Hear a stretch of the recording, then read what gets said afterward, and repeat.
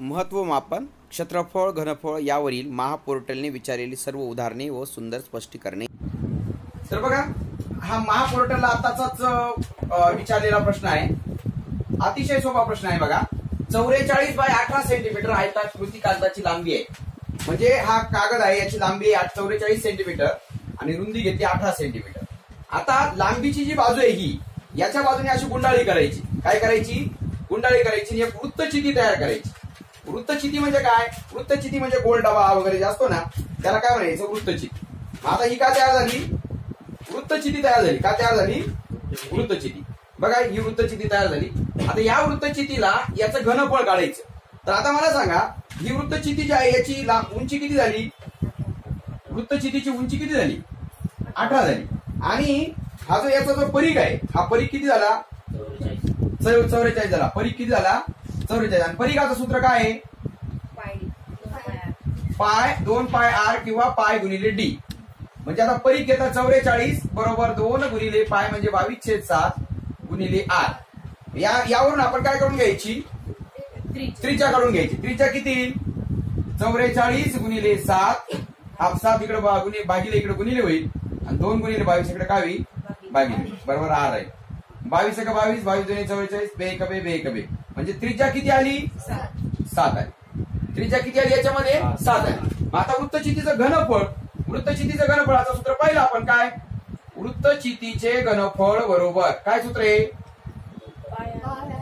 पाय आर वर्ग एच. म्हणजे 22/7 गुणिले आर चा वर्ग म्हणजे 7 गुणिले 7 आणि गुणिले एच. एच म्हणजे हाईट. हाईट किती आली याची? 18 गुणिले 18 करायचं. 7 7 कट झाला म्हणजे 22 गुणिले 7 गुणिले 18. 22 7 154 गुणिले 18. 18 चौक 72. 18 म्हणजे 90 आणि 7 97 आणि 18 1 18 आणि 9 किती? 27. 2772. आता हे जर सेंटीमीटर दिलं तर याला काय व्हायचं? सेंटीमीटरचा घन द्यायचं. काय द्यायचं? सेंटीमीटरचा घन किंवा घन सेंटीमीटर द्यायचं. पुन्हा एकदा समजून देतो बघा. महापोर्टलला आताच परीक्षेत विचारलेला प्रश्न आहे. तर आपल्याला याच्यामध्ये एक कागद दिलाय. कागदाची लांबी दिलेली आहे. कागदाची लांबी दिली 44, रुंदी दिली 18. आकाराचा आयताकृती कागदाची लांबीच्या बाजूने काय करायचं? घडी गोल करायचं. लांबीच्या बाजूने काय करायचं? गोल करायचं. लांबीच्या बाजूने असं गोल केल्यानंतर याची वृत्तचिती तयार होईल. काय तयार होईल? याची वृत्तचिती तयार करायची. वृत्तचिती म्हणजे असं गोल डबा आहे की नाही? असा गोल डबा तयार करायचा. आता याचा जो परीघ आहे, हा परीघ किती झाला मग? 44 झाला. आणि उंची किती झाली? 18 झाली. मग आता परीघ दिलाय आपल्याला किती? 44. आणि परीघाचं सूत्र काय आहे? 2 पाय आर. म्हणजे परीघ बरोबर 44 बरोबर 2 गुणिले पायची किंमत 22/7 गुणिले 8. 7 इकडे भागिले इकडे गुणिले झाला आणि 2 गुणिले 22 इकडे भागिले 8. 22 2 44 कट झाली. त्रिज्या 7 आली. मग आता वृत्तचितीचं घनफळ म्हणजे काय? याच्यामध्ये हवा किती मावते, याच्यामध्ये पाणी किती मावतं, एवढ्या याच्यामध्ये आहे की नाही? असं दोन्ही बाजूला झाकण लावलं तर किती पाणी मावेल, किती हवा मावेल, म्हणजे याचं घनफळ काढा. आणि वृत्तचितीचं घनफळ असं पाय आर वर्ग एच. पाय म्हणजे किती? 22/7. आर म्हणजे त्रिज्या, म्हणजे आरचा वर्ग म्हणजे त्रिज्याचा 2 वेळेस गुणाकार 7 गुणिले 7. आणि एच म्हणजे 18. आता 7 7 49 करू नका. गुणाकार कुठंच करायचं नाही, लक्षात ठेवा. हा 7 7 कट झाला. 22 गुणिले 7 154 झालं आणि गुणिले 18 झालं तर 2772 घन सेंटीमीटर. क्षेत्रफळ राहिलं असतं तर ते चौरस सेंटीमीटरचा वर्ग आला असता. पण इथं 3 गुणाकार आले म्हणून सेंटीमीटरचा घन हे वृत्तचितीचं घनफळ आलं. ओके. बघा, 21 सेंटीमीटर व्यास असलेल्या तांब्याच्या गोलापासून, बघा तांब्याचा गोल आहे. तांब्याचा गोल आहे म्हणजे कॉपर या धातूचा गोल आहे. गोल म्हणजे चेंडू, आपण गोळा फेकतो ना, तसा चेंडू आहे. आणि याची त्रिज्या आहे 21 सेंटीमीटर. व्यास 21 सेंटीमीटर आहे. व्यासाची निम्मी त्रिज्या असते म्हणजे किती आलं? 10.5 सेंटीमीटर. किती आलं हे? 10.5 सेंटीमीटर. कळलं काही? 10.5 सेंटीमीटर. आता याच्यापासून काय तयार करायचंय? गोलापासून 3 मिलीमीटर व्यास असणारी दंडगोला, बघा 3 मिलीमीटर व्यास असणारी काय तयार करायची? वायर तयार करायची अशी. तर ह्या वायरची अशी हाईट किती म्हणजे लांबी किती आहे ती आपल्याला काढायचंय. म्हणजे याच्यापासून हे बाग बनवायचंय. म्हणजे याचं दोघांचं घनफळ काय असेल? या गोलापासून आपल्याला वायर बनवायची म्हणजे दोघांचं घनफळ काय असेल? सारखंच असेल. म्हणजे याचं घनफळ काय आहे? गोलाचं घनफळ काय आहे? 4/3 पाय आर घन. आणि दंडगोल म्हणजे हे आलं, दंडगोल म्हणजे वृत्तचिती आली. आणि वृत्तचितीचं घनफळ काय आहे? पाय आर वर्ग एच. आता दोघा बाजूचा पाय पाय काय करायचा? कट करायचा. ओके, म्हणजे इथं काय आलं? 4/3 आलं. इकडे आपण घेऊ वाटल्यास 4/3 आलं गुणिले आरचा घन. आरचा घन म्हणजे किती घ्यायचं? 10.5 घ्यायचं. 10.5चा 3 वेळेस गुणाकार म्हणजे 10.5 गुणिले 10.5 गुणिले 10.5 घ्यायचं. बघा, हे सेंटीमीटर मध्ये घेतलं तर हे इकडचं आर सुद्धा काय घ्यायचं? सेंटीमीटर मध्ये. याचा व्यास आहे 3 मिलीमीटर. काय आहे? 3 मिलीमीटर. म्हणजे त्रिज्या किती आली? 1.5 मिलीमीटर. त्रिज्या किती आली? 1.5 मिलीमीटर. आणि 1.5 मिलीमीटरला आपल्याला 10 ने भागलं तर सेंटीमीटर येईल. म्हणजे 1 दशमचिन्ह इकडे म्हणजे 0.15 सेंटीमीटर येईल. किती सेंटीमीटर येईल त्रिज्या? 0.15. मग 0.15चा गुणाकार म्हणजे 0.15 गुणिले 0.15. ओके, गुणिले एच आपल्याला हाईट याची म्हणजे लांबी आपल्याला काढायची आहे. हे कॅल्क्युलेशन आपल्याला जमलं पाहिजे. म्हणजे वरती बघा 4 आणि याला गुणायचं. 4 गुणिले 10.5 गुणिले 10.5 गुणिले 10.5 भागिले 3 घ्यायचा. 3 गुणिले 0.15. तिकडचे गुणिले इकडे भागिले येतील. 0.15 गुणिले 0.15 बरोबर काय? एच असेल. आताच आपण दशांश अपूर्णांक प्रकरण पाहिलं तर खाली दशांश चिन्हांतर 1 2 अंक आहेत, 3 4 अंक आहेत. दशांश चिन्हांतर किती अंक आहेत? 4 अंक आहेत. म्हणजे वरती हे दशांश खालचे दशांश चिन्ह काढून टाकायचे आणि वरती कशाने गुणायचं? एकावर 4 शून्याने गुणायचं. कशाने गुणायचं? एकावर. लक्षात आलं का तुम्हाला? दशांश चिन्हानंतर इथं 2 अंक आणि हे 2 अंक 4 अंक आहेत म्हणून वरती एकावर 4 शून्याने गुणायचं. आता वरती दशांश चिन्हानंतर 1 हा 1 हा 2 आणि हा 3. मग खाली कशाने गुणायचं? एकावर 3 शून्याने गुणायचं. वरती दशांश चिन्हानंतर हा 1 हा 1 हा 1 3 अंक होते म्हणजे खाली 3 शून्याने गुणायचं. मग खालचे 3 शून्य आणि वरचे 3 शून्य काय करायचे? कट करायचे. ओके, आता या झिरोची काही व्हॅल्यू नाही. मग आता 15 ने भाग द्या. 15 1 15 15 7 500. 15 1 15 15 7 500. पुन्हा 3 1 3 3 3 9 1 होला 3 5 15. ओके, मग आता 4 गुणिले 7 गुणिले 7 गुणिले 35 गुणिले 10 याचा काय करायचा? गुणाकार करायचा. 7 चोक 28 गुणिले 7 गुणिले 35 गुणिले काय करायचं? 10 करायचं. एवढं सेंटीमीटर आलं. एवढं काय आलं? सेंटीमीटर. आता याचं आपल्याला काय करायचंय? उत्तर मीटर मध्ये दिले म्हणजे याला मीटरनं म्हणजे 1 सेंटीमीटरचं मीटर करण्यासाठी 100 ने भागायचं. कशाने भागायचं? 100 ने. पुन्हा 100 ने भागलं याला. हा 0 गेला हा 0 गेला. पुन्हा 2 ने भाग दिला. 2 1 2 चोक 8 2 5 10 5 1 5 5 7 35. 7 7 49 गुणिले 14. 49 गुणिले 14. 14 9 26 असे. 14 चोक 56 आणि 10 66 2 किती? 68 म्हणजे किती? 686 मीटर लांबी असेल त्याची. किती किती मीटर लांबी असेल? 686 मीटर लांबी असेल. पुन्हा एकदा समजावून देतो बघा. या भरीव गोळ्याची व्यास 21 सेंटीमीटर आहे म्हणजे त्रिज्या आली त्याची 10.5 सेंटीमीटर. याच्यापासून ही वायर तयार करायची म्हणजे याचं घनफळ आणि याचं घनफळ काय असेल? सारखंच असेल. याचं घनफळ आहे 4/3 पाय आरचा घन आणि याचं घनफळ आहे दंडगोलाचं म्हणजे वृत्तचितीचं पाय आर वर्ग एच. दोन्ही बाजूचे पाय कट केले.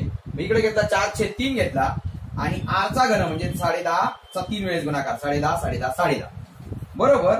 आरचा वर्ग घ्यायचा म्हणजे आता त्रिज्या आहे व्यास आहे याचा 3 मिलीमीटर म्हणजे त्रिज्या 1.5 मिलीमीटर. आता इकडे सेंटीमीटर मध्ये घेतलं तर हे बी सेंटीमीटर मध्ये घ्यावं लागेल आणि 1.5 सेंटीमीटरचं मिलीमीटर करायचं तर 0.15 सेंटीमीटर.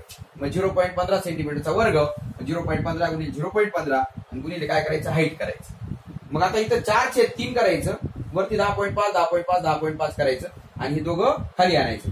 दशांश चिन्हानंतर हे 2 आणि हे 2 4 शून्य होता 4 अंक होते. पण दशांश चिन्ह काढून वरती एकावर 4 शून्याने गुणलं आणि दशांश चिन्हानंतर वरती हा 1 हा 1 हा 1 3 अंक होते म्हणून खाली 3 शून्याने गुणलं. पुन्हा हे 3 शून्य हे 3 शून्य कट केलं. पुन्हा 15 7 500 15 7 500 केलं आणि 3 आणि याला भाग दिलं 35 आलं. पुन्हा 4 4 7 28 केलं गुणिले 35 गुणिले 7 गुणिले 10 केलं. आता हे सेंटीमीटर मध्ये उत्तर आलं. आपल्याला मीटर मध्ये करण्यासाठी पुन्हा 100 ने भागायचं. हा 0 गेला हा 0 गेला.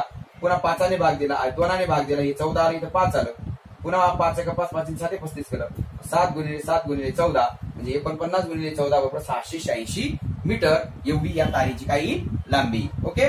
महापोर्टलने 2 मार्चला फायनान्स डिपार्टमेंटच्या परीक्षेत विचारलेला हा प्रश्न आहे. एका घनाकृती ठोकळ्याची प्रत्येक बाजू जर 50% वाढवली तर त्याच्या पृष्ठफळामध्ये होणाऱ्या वाढीचं प्रमाण काय असेल. आता महापोर्टल परीक्षेला हे 2 मार्चला परीक्षेत विचारलेलं आहे तेव्हा आपल्या फायनान्स डिपार्टमेंट. तर बघा याची बाजू आपण 100 घेतली. किती बाजू घेतली? 100. आणि 50% बाजू वाढवली, प्रत्येक बाजू 50% वाढवली म्हणजे 150 केली. आता याचं एकूण घनाचं एकूण पृष्ठफळ बरोबर 6 गुणिले बाजूचा वर्ग आणि याचा सुद्धा 6 गुणिले बाजूचा वर्ग. 6 गुणिले बाजूचा वर्ग म्हणजे 6 गुणिले 100 गुणिले 100 येईल म्हणजे 60,000 येईल. हे किती येईल? 60,000 येईल. कळलं का तुम्हाला? आणि हे याचं 6 गुणिले 150 गुणिले 150 येईल म्हणजे 15 15 सव्वा 200 गुणिले 6 किती आलं? 6 गुणिले 15 गुणिले 15 सव्वा 200 मग या 2 शून्य म्हणजे किती आलं? 6 शून्य शून्य 6 शून्य शून्य 6 5 30 संध्र 12 आणि 15 चालेल 1 संध्र 12 1 13 म्हणजे 1,35,000. किती आलं? 1 लाख. म्हणजे 100 होती तर 60,000 होतो आणि 50% वाढ होतं 1,35,000 झालं. आता पृष्ठफळ म्हणजे आता हे कशामध्ये दिलेले कशामध्ये दिलं नाही पण मग हे सेंटीमीटर मध्ये काहीच नसेल तर एककचा वर्ग म्हणायचं. काय म्हणायचं? एककचा वर्ग म्हणायचं. एककचा वर्ग युनिट स्क्वेअर म्हणायचं. सेंटीमीटर मीटर काही दिलं नसेल तर. मग आता मला सगळं 60,000 मागे 60,000 होतं तर 1,35,000 झालं म्हणजे किती वाढ झाली? 1,35,000 वजा 60,000. 0,005 13 6 गेला 7 आला 75,000 वाढली. किती वाढली? 75,000. बघा 60,000 मागे जर ती 75,000 वाढत असेल 60,000 मागे जर ती 75,000 वाढत असेल तर 100 मागे किती वाढ होईल? बरोबर आहे का नाही? म्हणजे 75,000 गुणिले 100 75,000 गुणिले 100 भागिले किती? 60,000. 4 शून्य गेले हे 4 शून्य गेले 6 1 6 6 1 6 1 उरला 6 2 12 3 वटे 6 5 म्हणजे किती टक्के वाढ झाली? 125% वाढ झाली. किती टक्के वाढ झाली? 125%. आता बघा एवढा वेळ तर तुम्हाला परीक्षेत राहणार नाही तर याला मी तुम्हाला एक आयडिया सांगतो, ट्रिक सांगतो. काय ट्रिक आहे बघा. 50% वाढवली ना तर 15चा वर्ग किती होतो? 225. 225 मधून 100 वजा करा किती झाले? 125% वाढ होईल. काय सांगितलं? शॉर्टकट कळलं का? 100च्या ऐवजी काय करू आपण? 150 करू का नाही? मग 150च्या ऐवजी या 15चा वर्ग करा किती होतो? 225 मध्ये हे 100 वजा करा किती होईल? 125% वाढ. आलं का नाही? 125% वाढ. जर समजा इथं 60% वाढवलं, आता याचं उत्तर सांगतो मी तुम्हाला. जर 60% वाढवलं 60% वाढवलं म्हणजे 160 होईल आणि 16चा वर्ग किती? 256. मग 256 म्हणून 100 वजा करायचं किती टक्के वाढ होईल? 156% वाढ होईल. तोंडी काढलं का नाही आपण? जर समजा घनाकृती ठोकळ्याची प्रत्येक बाजू आपण 70% वाढवली तर पृष्ठफळामध्ये किती वाढ होईल? म्हणजे इथं 70% म्हणजे 170 होईल आणि 17चा वर्ग किती? 289. 289 100 वजा करा 189% वाढ होईल. किती टक्के वाढ होईल? 189. जर 80% केली तर 180 म्हणजे 18चा वर्ग किती? 324. बरोबर ना? 324 वा 100 म्हणजे किती? 224% वाढ होईल. किती? 4 2 3 गेला 224% वाढ होईल. किती? 224%. कळलं का मग तुम्हाला? जेवढे टक्के वाढ केली तेवढे 100 मध्ये मिळवायचे. म्हणजे 18 झाला 19 झाला त्याचा वर्ग करायचा त्याच्यात 100 काय करायचा? वजा करायचं. ही एकदम शॉर्टकट आहे. महापोर्टलला आलेला प्रश्न आहे. 15 सेंटीमीटर बाजू असलेल्या घनापासून 3 सेंटीमीटर बाजू असलेले किती घन कापले जाऊ शकतात? हा सुद्धा फायनान्स डिपार्टमेंटचा हा सुद्धा महापोर्टलचा प्रश्न आहे. पण एकदम सोपा प्रश्न आहे बघा. मी जर तुम्हाला याला शॉर्टकट सांगितलं काय? या 15ला फक्त 3 ने भागायचं. 15ला काय करायचं? 3 ने भागायचं. किती आलं? 15 भागिले 3 किती आलं? 5. त्याचा घन करायचा म्हणजे किती? 125. आपण त्याचं उत्तर येतं का पाहूया. 125 येतं का? आता याचं ह्या मोठ्या घनापासून असे छोटे घन तयार करायचे. असे किती घन तयार होती माहित नाही म्हणून आपण काय घेतलं? येस. याचं घनफळ काय? बाजूचा घन आणि याचा सुद्धा काय? बाजूचा घन. याची बाजू किती आहे? 15 म्हणजे 15 गुणिले 15 गुणिले काय? 15. आणि याची किती आहे? 3 गुणिले 3 गुणिले 3. पण असे किती होतील म्हणून काय घेतलं? x. म्हणजे 3 इकडे भागिले करायचा. 15 15 15 भागिले 3 3 3 गुणाकारात बरोबर x. 3 एका 3, 3 भाजा 15, 3 एका 3, 3 भाजा 15, 3 एका 3, 3 भाजा 15, 15 25 भाजा किती 125. म्हणजे किती आलं x बरोबर किती आलं 125. म्हणजे किती घन तयार होतील 125 घन तयार होतील. ओके. आता 5x5x5 चे किती घन तयार होतील सांगा बरं याचे. 15 ला 5 ने भागायचं किती उत्तर आलं 3. 27. 3चा घन काय 27 घन तयार होतील. लक्षात आलं का. एकदम सोपं आहे का नाही. पाहू पुढचा प्रकार. बघा हा सुद्धा महापोर्टलला विचारलेला प्रश्न आहे. एका घनाकार पाण्याच्या टाकीची बाजू 8 मीटर आहे. आता घनाकृती 8 मीटर बाजू आहे म्हणजे सगळ्याच बाजू त्याच्या 8 असतात आणि याचं क्षेत्रफळ काय आलं 8चा वर्ग. म्हणजे प्रत्येकाचा 8 वर्ग म्हणजे 6 बाजू आहेत म्हणजे 6 गुणिले बाजूचा वर्ग आहे त्याचं काय आलं पृष्ठफळ आलं.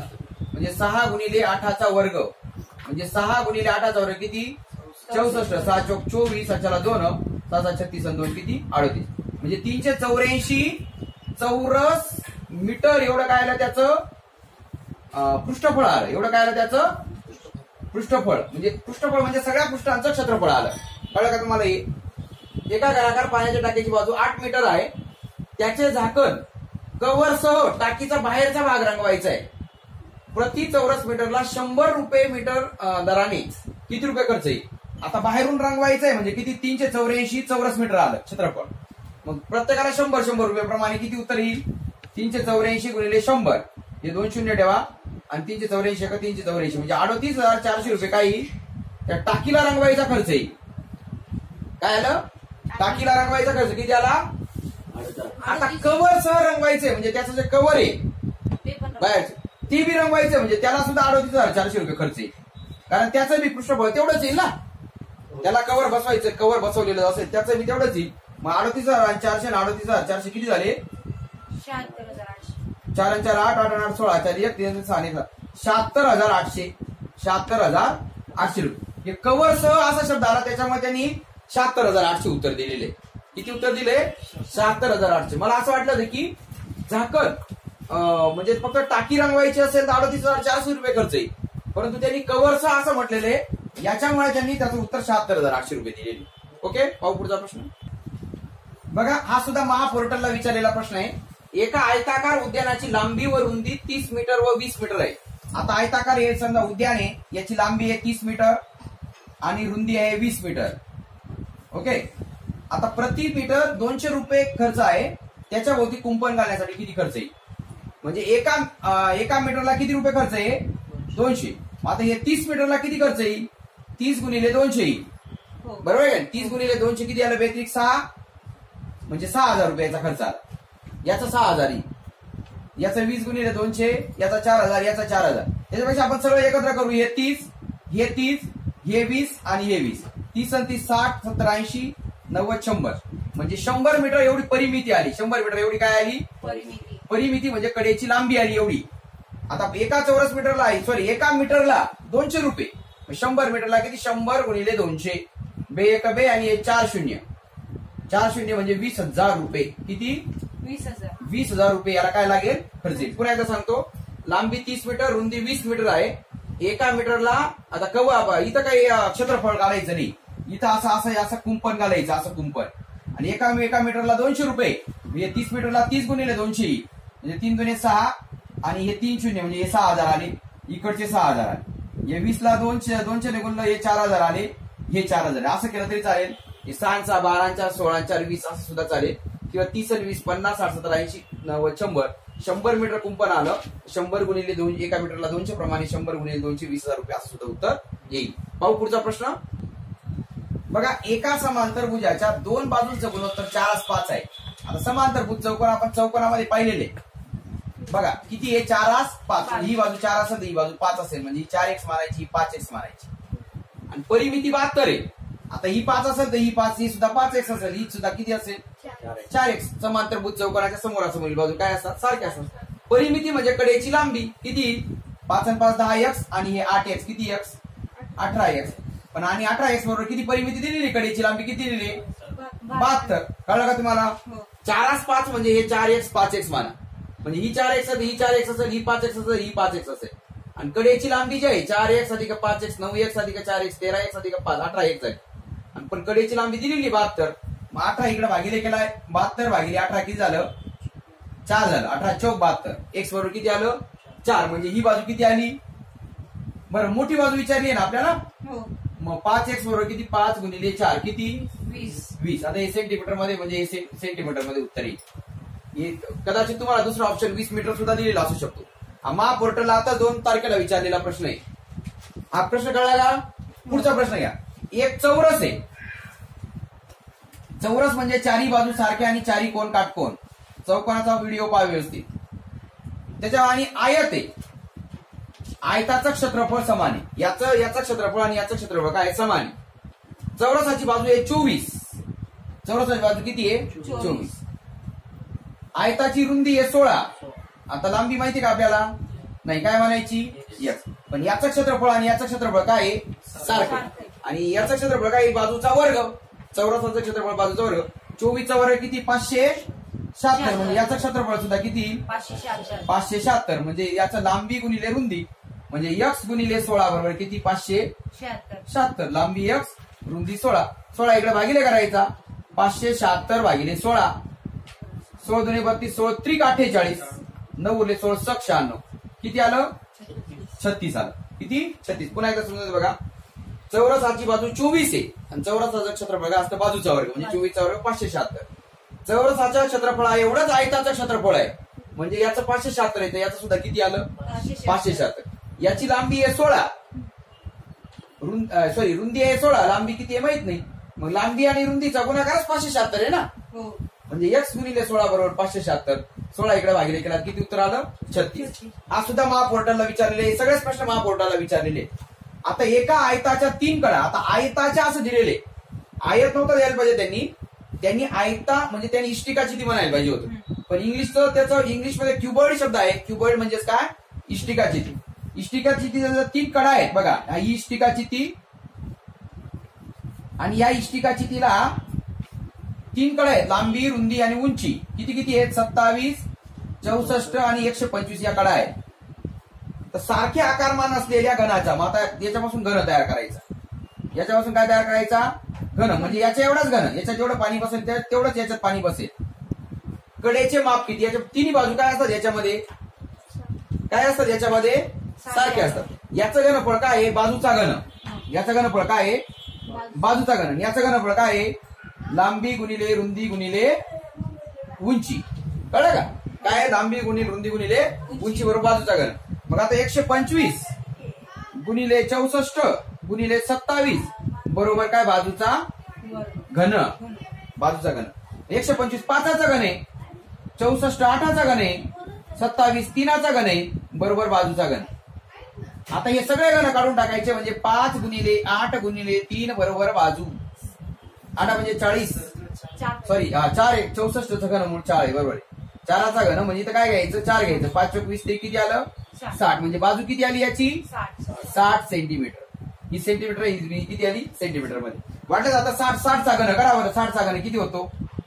60चा घन जेवढा होईल ना 6 7 36 गुणिले 6 216 आणि 3 0 आहे की नाही? तेवढाच यांचा गुणाकार देखील तेवढाच होईल. म्हणजे याच्यापासून याच्यामध्ये जेवढं पाणी बसतं तेवढंच याच्यामध्ये बसतंय. म्हणजे याचं घनफळ बरोबर याचं घनफळ. 125 गुणिले 64 गुणिले 27 बरोबर बाजूचा घन. 125चं घनमूळ 5, 64चं घनमूळ 4, 27चं घनमूळ 3. या तिघांचे घन. आता हे बाजू गुणिले बाजू गुणिले बाजू म्हणजे हे घन काढून टाकायचे. तिघांचं घन काढून टाकायचे. म्हणजे 5 गुणिले 4 गुणिले 3 म्हणजे किती उत्तर आलं? 60 उत्तर आलं. 60 सेंटीमीटर या घनाची बाजू असेल.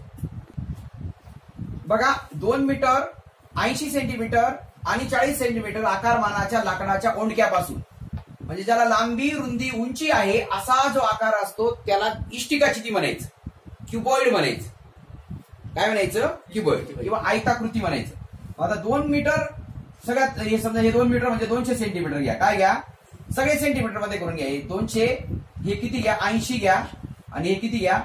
40 घ्या. म्हणजे याचं घनफळ काय झालं? 200 गुणिले 40 गुणिले 80 हे याचं घनफळ झालं. इष्टिकाची तिचं घनफळ काय? लांबी गुणिले रुंदी गुणिले उंची. ओके. तिघांचा गुणाकार म्हणजे इष्टिकाची घनफळ आलं. आता या ओंडक्यापासून 20 सेंटीमीटर बाजूचे घन तयार करायचे.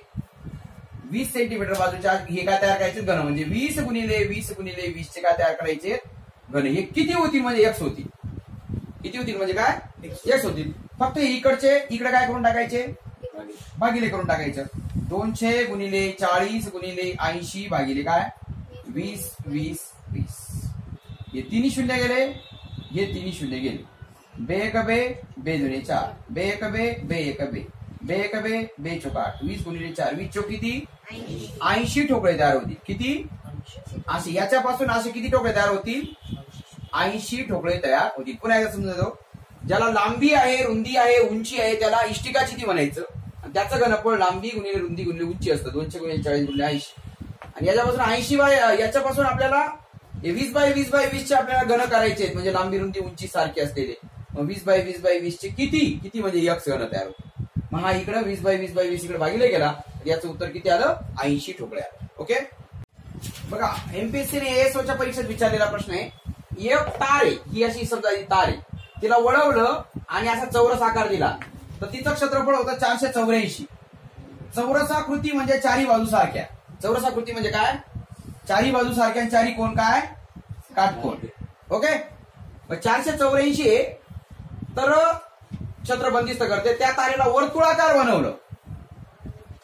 या तारे याला काय केलं हे मोकळं केलं आणि याला काय केलं वर्तुळाकार बनवलं तर एक याचं क्षेत्रफळ किती क्षेत्र बंदिस्त करते. आपल्याला असं वाटतं हे 484 क्षेत्रफळ याचं 484 असेल. घनफळ सारखं असतं. आकृती जशी तुम्ही आकार बदलला तर त्याचा तुमचं क्षेत्रफळ बदलेल लक्षात ठेवा. मग याचं 484 आहे का नाही म्हणजे प्रत्येक बाजू किती असेल 484 चा वर्ग म्हणून किती 22. 22 चा वर्ग आहे का नाही 484 म्हणजे प्रत्येक बाजू 22 22 असेल. प्रत्येक बाजू किती असेल 22 22. आता इथून समजा ही तार कापली आणि अशी हे केली तर हे 22 22 22 22 म्हणजे परीघ किती आला याचा 88. परीघ किती आला 88. कळलं का तुम्हाला. बघा ही तार आहे याच्यापासून चौरस न करता आता चौरस असा मोकळा केला आणि परीघ झाला आता याचा 88 झाला. किती झाला 88. मग 88 असा 88 असं गोल केलं. 88 काय केलं असं वर्तुळ केलं. वर्तुळ केलं तर मग आता परिघामधून आपल्याला ही त्रिज्या किती आहे ते काढावं लागेल. कारण क्षेत्रफळ काढताना त्रिज्या पाहिजे असते. क्षेत्रफळ काढताना कशाची गरज असते त्रिज्येची. मग आता परिघाचं सूत्र काय आहे 2 पाय आर. काय आहे 2 पाय आर बरोबर 88. आता 2 गुणिले पायाची किंमत आहे 22/7 गुणिले आर बरोबर किती आलं 88. कळलं का तुम्हाला. मग हा 7 इकडे भागिले इकडे गुणिले करायचा. मग आर बरोबर 88 गुणिले 7 आणि हे 22 इकडे खाली घ्यायचं. हा 2 इकडे खाली घ्यायचा. 22 एक 22 22 चौक 88 बे एक बे बे दोन्ही 4 म्हणजे 7 दोन्ही किती 14. त्रिज्या किती आली 14 सेंटीमीटर. बघा परीघ बघा याच्यापासून आपण याच्यापासून असं वर्तुळ तयार केलं तर म्हणजेच कडा तयार झाली वर्तुळाची आणि वर्तुळाची कडा म्हणजे वर्तुळाचा परीघ 88 झाला. म्हणजेच 2 पाय आर 88 झाला. म्हणजे 2 गुणिले 22/7 गुणिले आर 88 झाला. 7 तिकडे गुणिले केला 2 गुणिले 22 भागिले केला तर त्रिज्या 14 आली. आणि मग आता याचं क्षेत्रफळ किती वर्तुळाचं क्षेत्रफळ काय सूत्र आहे पाय आरचा वर्ग म्हणजेच काय 22/7 गुणिले काय त्रिज्येचा वर्ग म्हणजे 14 गुणिले 14. त्रिज्या 14 आली म्हणजे 14 गुणिले 14. 7 एक 7 7 दुने 14 22 दुने 44 गुणिले 14. याचा गुणाकार पटकन यायला पाहिजे. 14 चौक 56 14 चौक 56 आणि 5 किती 6 5 किती 11 616 चौरस. हे सेंटीमीटर आहे ना मग हे 20 सेंटीमीटर मध्ये. म्हणजे बघा ह्या तारेपासून चौरस बनवला तर 484 क्षेत्रफळ होतं आणि वर्तुळ बनवलं तर 616 चौरस सेंटीमीटर वर्तुळ होतं. तर मग वर्तुळाकार आकार दिले असते किती क्षेत्र बंदिस्त करेल 616 चौरस मीटर. बघा हा सुद्धा महापोर्टलने परीक्षेत विचारलेला प्रश्न आहे. महापोर्टलच्या परीक्षेमध्ये फायनान्स डिपार्टमेंटच्या एक्झाम मध्ये विचारलेला आता 2 तारखेला विचारलेला प्रश्न आहे. असेच प्रश्न तुम्हाला परीक्षेत असतील. बघा 2400 चौरस सेंटीमीटर एवढ्या पायाभूत क्षेत्रफळासह असलेली रिकामी आयताकृती टाकी 2 नळांमध्ये पाण्याने भरली. म्हणजे समजा ही अशी आयताकृती टाकी आहे म्हणजे इष्टिकाची ती. याचं तळाचं क्षेत्रफळ 2400 आहे. तळाचं क्षेत्रफळ किती आहे 2400. कळलं का तळाचं क्षेत्रफळ किती याचं 2400 आहे.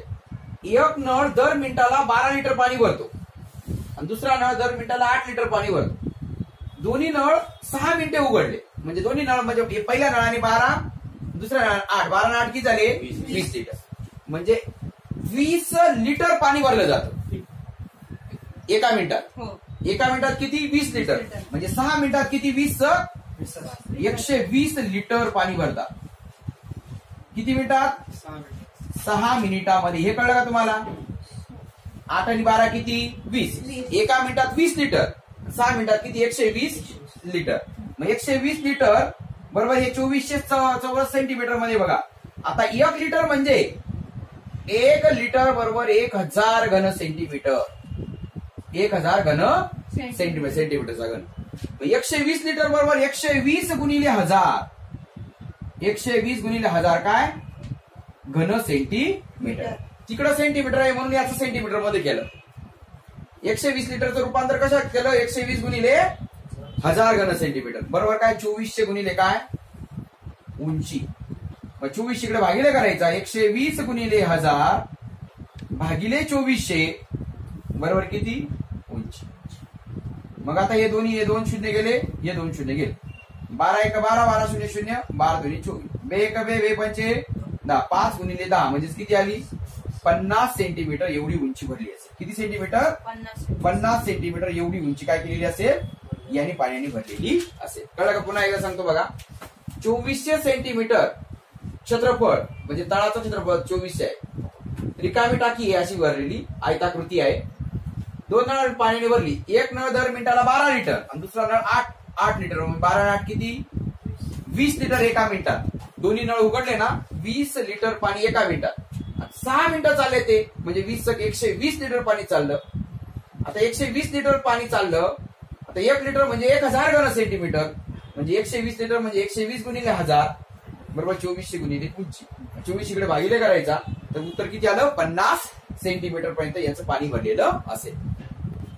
बघा एमपीएससीच्या एएसओच्या परीक्षेत विचारलेला प्रश्न आहे. एका आयताचे क्षेत्रफळ चौरसाच्या क्षेत्रफळाच्या तिप्पट आहे. म्हणजे हा जर एवढा आयत काढला तर हा एवढा चौरस असेल. याच्या तिप्पट याचं क्षेत्रफळ आहे. जर आयताची लांबी 40 सेंटीमीटर असेल. आयताची लांबी किती 40 सेंटीमीटर असेल. आयताची रुंदी चौरसाच्या बाजूच्या 3/2 पट. बघा चौरसाची बाजूच्या 3/2 पट म्हणजे रुंदी 3 आली आणि ही काय आली 2. 3/2 पट म्हणजे काय 3/2 पट बनायचं. ही रुंदी आणि ही काय चौरसाची काय बाजू. बघा आयताची रुंदी चौरसाच्या बाजूच्या 3/2 पट आहे म्हणजे 3/2 पट आहे. म्हणजे रुंदी घ्यायची 3x आणि बाजू घ्यायची किती 2x. आता याचं क्षेत्रफळ काय झालं 40 गुणिले 3x. काय झालं 40 गुणिले 3x. आणि याचं क्षेत्रफळ काय झालं 2x चा वर्ग बाजूचा वर्ग. चौरस आहे हा. चौरस क्षेत्रफळ बाजूचा वर्ग म्हणजे 2x कंसाचा वर्ग. चौरस आहे बर. आणि काय अट काय म्हटले याच्या क्षेत्रफळाच्या तिप्पट याचं क्षेत्रफळ आहे. म्हणजे काय 2x वर्ग याचं जे 2x वर्ग जे क्षेत्रफळ आहे याला जर 3 ने गुणलं तर कोणाचं क्षेत्रफळ मिळेल आयताचं क्षेत्रफळ मिळेल. बघा आयताची लांबी 40 सेंटीमीटर रुंदी चौरसाच्या बाजूच्या 3/2 पट आहे म्हणजे रुंदी 3x आणि ही 2x बनायची. याचं क्षेत्रफळ 2x चा वर्ग म्हणजे बाजूचा वर्ग आणि याचं क्षेत्रफळ लांबी गुणिले रुंदी म्हणजे 40 गुणिले 3x. मग आता याचं 2x चा वर्ग म्हणजे 2 चा वर्ग 4 x चा वर्ग x वर्ग करायचं गुणिले 3 करायचं आणि इथं करायचं 40 गुणिले 3x करायचं.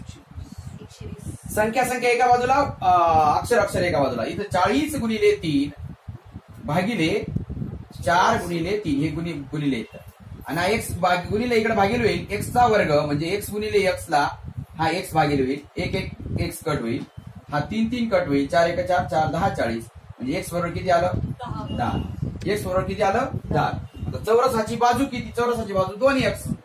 2x बरोबर किती 2 गुणिले 10 म्हणजे किती 20 हे सेंटीमीटर मध्ये 20 सेंटीमीटर. चौरसाची बाजू 20 सेंटीमीटर. पुन्हा एकदा समजावून बघा. आयताचे क्षेत्रफळ चौरसाच्या क्षेत्रफळाच्या तिप्पट आहे. आयत असा काढायचा की तो चौरसाच्या तिप्पट दिसला पाहिजे. आयताची लांबी 40 सेंटीमीटर रुंदी चौरसाच्या बाजूच्या 3/2 म्हणजे 3/2 हे प्रमाण झालं म्हणजे 3x हे 2x आलं. मग याचं क्षेत्रफळ 40 गुणिले 3x आलं आणि याचं क्षेत्रफळ बाजूचा वर्ग म्हणजे 2x चा वर्ग आला. आता 2 चा वर्ग 4 आला आणि x चा वर्ग x वर्ग आला 4x वर्ग. पण याला जर 3 ने गुणलं म्हणजे याची तिप्पट केली तर याचं क्षेत्रफळ मिळतं म्हणजे 40 गुणिले 3x मिळतं. म्हणजे हे 4 गुणिले 3 इकडे भागिले केलं, हा x इकडे भागिले केला, x वर्ग म्हणजे x गुणिले x कट झाला, तर हे याचं कॅल्क्युलेशन केल्यानंतर किती उत्तर आलं? 10 आलं. याची चौरसाची बाजू 2x म्हणजे 2 गुणिले किती आलं? x बरोबर 10, 2 गुणिले 10 बरोबर किती? 20 सेंटीमीटर उत्तर आहे. धनु बघा एमपीएससीच्या एएसओच्या परीक्षेत प्रश्न आलेला आहे. तर सोबतच्या आकृतीतील वरच्या त्रिकोणाचं क्षेत्रफळ 100% असेल तर खालच्या त्रिकोणाचे क्षेत्रफळ किती टक्के असेल? आता बघा हा जो कोण आहे या कोणाशी एकरूप आहे, बरोबर आहे? विरुद्ध कोण एकरूप असतात.